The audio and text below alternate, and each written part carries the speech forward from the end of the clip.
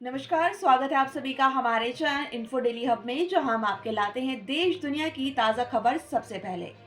और अब यहाँ पर दिल्ली में 8वीं विधानसभा चुनाव की जो वोटिंग होनी थी वो आज समाप्त हो चुकी है। सभी मतदाताओं ने बढ़ चढ़कर भाग लिया और सभी मतदान केंद्रों पर मतदाताओं ने बढ़ चढ़कर अपनी योग्यता दिखाई, अपना मतदान किया और सभी केंद्रों पर सुरक्षा के भी पुख्ता इंतजाम किए गए थे। लेकिन अब वोटिंग जब समाप्त हो चुकी है तो सवाल ये उठता है कि अब 8 फरवरी को जो इसका परिणाम आएगा वो किस पार्टी के हक में आएगा। जी हाँ, दिल्ली विधानसभा में 3 पार्टियां प्रमुख रही। सबसे पहली आप अरविंद केजरीवाल की प्रमुख पार्टी, दूसरी बीजेपी और तीसरी कांग्रेस। इन तीनों पार्टी की आपस में कड़ी टक्कर रही, लेकिन इसके अलावा कुछ निर्दलीय पार्टियों ने भी इसमें हिस्सा लिया। लेकिन यहाँ पर अब सवाल ये उठता है कि जब 8 फरवरी को इसके परिणाम आएंगे तो दिल्ली की सत्ता पर कौन सी पार्टी अपना कब्जा करेगी, कौन सी पार्टी की सरकार बनेगी और कौन सी पार्टी जीत दर्ज करेगी। सबकी नजरें अब यहाँ पर 8 फरवरी पर टिकने वाली हैं। तो दोस्तों, यहाँ पर अब आप देखने वाले हैं कि किस तरीके से यहाँ पर सभी पार्टियों ने बहुत जोरों शोरों से अपना प्रचार प्रसार किया। इस दिल्ली के चुनाव में यहाँ पर सब ने अपना दम लगा दिया। अब बात करें यहाँ पर आम आदमी पार्टी की, तो सभी जानते हैं कि 2013 में जब इस पार्टी का गठन हुआ तो उसके बाद से उन्होंने 2 बार बहुमत से अपने यहाँ पर जीत दर्ज करी।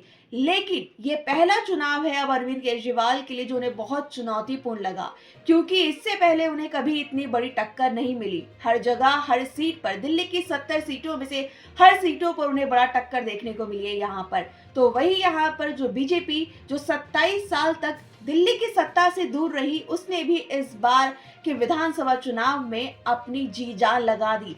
इससे पहले यूं तो यहाँ पर दिल्ली विधानसभा चुनाव के लिए जनवरी में घोषणा की गई, लेकिन बीजेपी इस बार साल भर पहले से ही चुनाव की तैयारियों में जुटी हुई थी। इस बार यहाँ पर बीजेपी ने ठान लिया था कि भाई उसे दिल्ली की सत्ता में आना ही है और इसलिए वो लगातार यहाँ पर अपनी चुनावी तैयारियों में लगी हुई थी और अपने बड़े बड़े दिग्गज नेताओं को उन्होंने इस बार दिल्ली विधानसभा की सीटों पर उतारा है। तो वही यहाँ पर इसलिए केजरीवाल के लिए ये चुनाव काफी चुनौतीपूर्ण रहा। दूसरा यहाँ पर जो बात है कि केजरीवाल के लिए चुनौतीपूर्ण रहा कांग्रेस का प्रदर्शन। अगर कांग्रेस इन चुनावों में एक अच्छा प्रदर्शन करती है तो कहीं ना कहीं यहाँ पर केजरीवाल के लिए या उनकी पार्टी के लिए बहुत बड़ा लॉस होगा, नुकसान साबित होगा। क्योंकि अगर यहाँ पर आम आदमी पार्टी जीतती है, क्योंकि उनके कई नेता एक लंबे समय से जेलों में रहे, अगर उसके बाद भी उनकी पार्टी बहुमत से जीत दर्ज करती है तो कहीं ना कहीं आम आदमी पार्टी जो है राष्ट्रीय स्तर पर अपनी पहचान बना सकती है। जिस तरीके से उन्होंने हरियाणा में अपनी पार्टी का विस्तार किया, ये चुनाव जीतने के बाद वो और राज्यों में भी इसको आजमा सकते हैं, उनका हौसला बढ़ेगा। लेकिन अगर ये चुनाव यहाँ पर अरविंद केजरीवाल की पार्टी यानी कि आप पार्टी हार जाती है तो ये उनके लिए बहुत बड़ा नुकसान होगा, क्योंकि उनको एक राष्ट्रीय छवि बनाने से एक पीछे कदम उठाना ही पड़ेगा।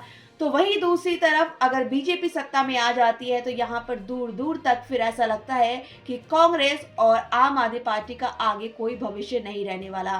तो इसलिए चुनाव जो है इस बार बहुत दिलचस्प रहा, क्योंकि तीनों पार्टियों ने ही इसमें अपनी जी जान झोंक दी है, दम लगा दिया है। तो वही केजरीवाल अपनी पार्टी के आगे की राह के लिए ये चुनाव जीतना उनके लिए बहुत महत्वपूर्ण हो जाता है। लेकिन दोस्तों, अब ये तो यहाँ पर 8 फरवरी को जब चुनावों के परिणाम आएंगे, मतदान का जो यहाँ पर मतदाताओं ने किए हैं, जब उनका परिणाम आएगा तभी पता चलने वाला है कि इस बार दिल्ली की जनता ने दिल से किस पार्टी को चुना है, अपने भविष्य के लिए, दिल्ली के विकास के लिए किस पार्टी पर भरोसा दिखाया है।